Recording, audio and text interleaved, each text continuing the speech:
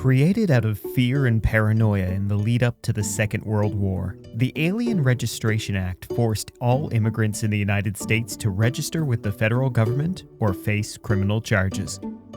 The law fell into disuse soon after the war, but remained on the books. Now, the Trump administration is resurrecting this legislation to aid in its mass deportation plans. Welcome to the Politics of New America. In today's weekly brief, undocumented immigrants are damned if they register and damned if they don't, as the administration brings forth another old, half-forgotten piece of legislation that has the power to criminalize millions.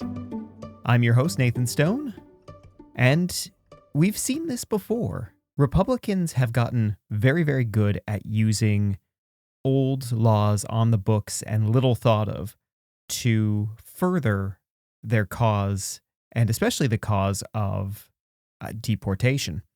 For example, the Alien Insurrection Act of 1798 that we've heard so much about, and the Roosevelt Reservation of 1907, which you may not have heard of, but we actually have an episode on it, so if you want to learn a little bit more about that one, check that out. This story came to me from Politico, and as soon as I read it, I knew we had to talk about it on this show because it's another really important tool in the toolbox of the administration in dealing with their immigration agenda. So what is this Alien Registration Act? Well, it was brought about in the lead up to America entering the Second World War, so in 1940, and at the time there was fears about immigrants' loyalties. They thought, we need to create a registry, we need to know what people are up to in the country, who's in the country, we got to have a better idea of these immigrants, what they're doing, where they're at, and in case we need to keep tabs on them, we're going to collect some data. And it requires virtually all non-citizens, regardless of legal status, present in the United States for 30 or more days to register with the government and submit fingerprints. If you don't register, the penalty is considered a misdemeanor with up to 6 months in prison or a $1,000 fine. Now, importantly, they have to prove that you willfully intended to skip registration. It also separately criminalizes advocacy for overthrowing the government, which was honestly one of the bigger pushes back in the 40s for this legislation. And we'll talk about that a little bit more coming up here. However, this law has been dormant for around 75 years, so it really is one that kind of fell through the cracks and has been brought back from the dead by the Republicans because it's useful for them.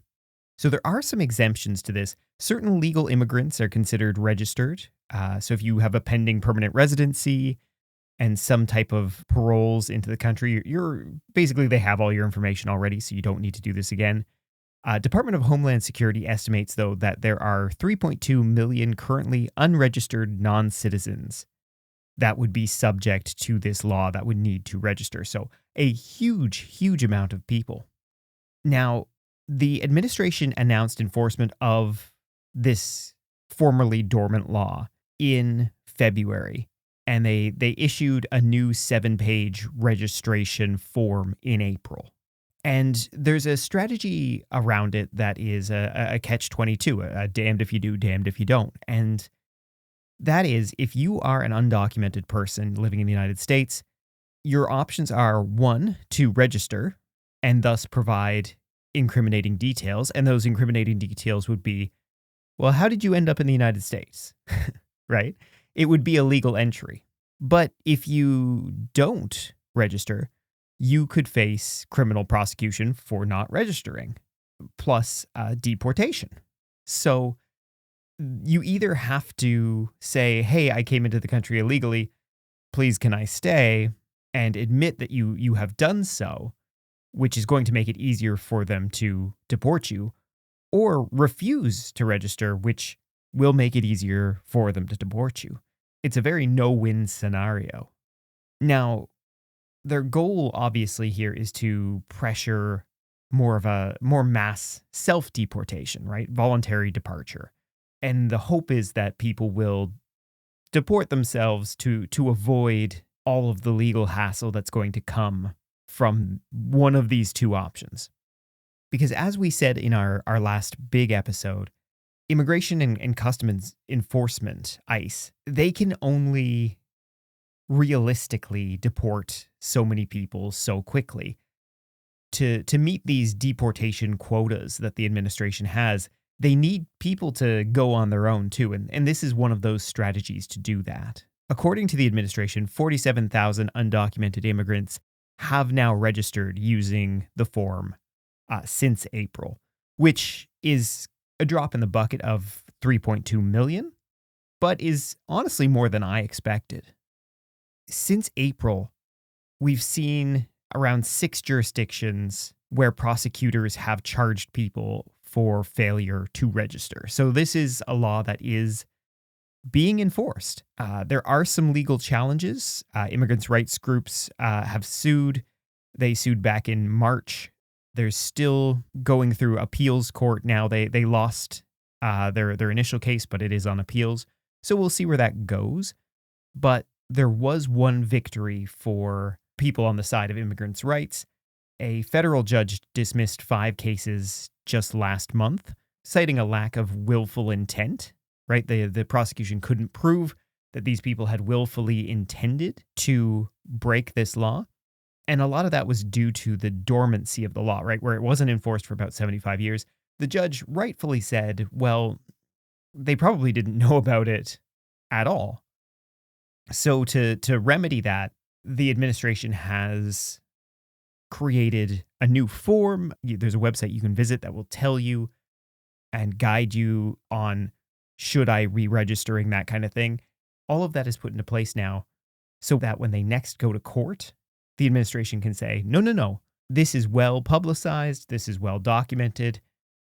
If anyone is breaking this rule now, it's not because they don't know about it. Like a lot of Trump legal policies, this one could end up in the Supreme Court as well.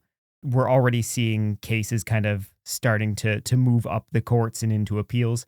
This one could also be destined for a Supreme Court ruling. To get into the weeds a little bit here, there are some real kind of gotcha moments with this act. If you check out U.S. Citizenship and Immigration Services and their page on alien registration, there's some big rules around it that can have big consequences if you accidentally break them. For example, if you are registered, but you have a change of address, you have to report that change of address to Citizenship and Immigration Services in writing within 10 days. Otherwise, you're in violation of the act, and that is a deportable offense. Another big one is that this isn't just an online form you fill out. You actually have to have an appointment, right, where you'll get your fingerprints taken, and it's all scheduled out. It's a really big deal. And if you miss that service appointment, you can be criminally charged for, they'll assume you have failed to register. But honestly, the biggest one that stood out to me was that if you are registered on this program, you have to carry proof of that registration on you at all times. And failure to do so is a criminal offense, and it could end up getting you deported. So there's so many gotchas in this legislation. It's absolutely wild. If you are an undocumented person, you're going to have to carry this registration around with you at all times. You're going to have to make sure that if you get evicted or you move in with friends or just change apartments, whatever, any change of address, you have to report within 10 days. You need to make sure that you're able to get to one of these places where they're going to make an appointment to do your biometrics. And all of that, assuming that they don't turn around and use this catch-22 to say, well, you entered the country illegally, and because of that, we're going to criminalize you and eventually you're going to be deported anyway. It really is designed to be not only a hassle, but an absolute no-win scenario for undocumented immigrants. So where in the world did this come from? Well, like we said, it came about in the 1940s. It actually has quite an interesting history. It was known as the Smith Act, and it was enacted on June 28th of 1940. And it was enacted during growing fears around subversion and espionage. And one of the things that really scared American lawmakers at the time was the idea of this fifth column. And this is a term you might not have heard, but the idea was the enemy within. And they were worried about two groups, basically, the Nazis, the fascists, and the communists. And both of those groups generally will have kind of revolutionary ideals. Of course, they couldn't be more different in the direction that they are politically, but they both want to change the political status of the nation and take it in a totally different direction. And at the time, there were active fascist and communist groups in the United States. So the Smith Act did two things. The first was made it illegal to advocate, teach, or organize the violent overthrow of the United States government. And they weren't messing around with this one. It was punishable, well, by fines, as all things are, I guess, or up to 20 years in prison. And it brought in the alien registration requirements. Now, the dark side of the alien registration requirements in the 1940s was this registration. And they actually registered over 4.7 million people by 1941. It wasn't a program of half measures. They really went for this thing. But that information was later used to intern people, famously the Japanese internment camps throughout the war. So there's already kind of a dark history around this law.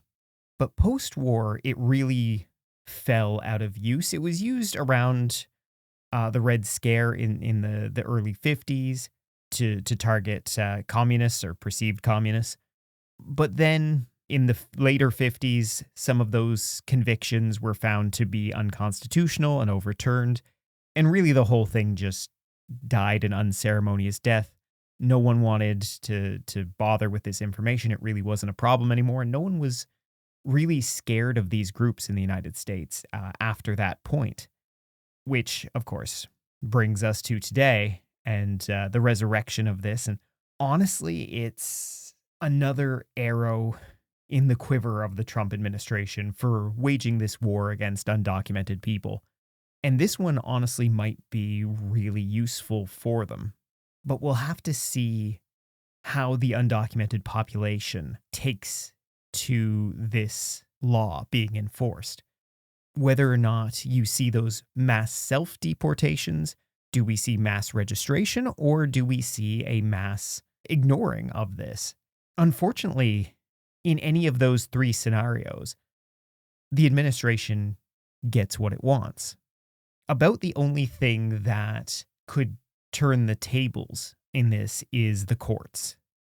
If this goes all the way up to the Supreme Court, if there's some part of the law that they find unconstitutional or in violation of other rights, they might be able to strike that down. Of course, no one's looked at this law in 75 years, so maybe something happens. But with the Supreme Court made up the way it is right now, that seems somewhat unlikely. So keep an eye on this one.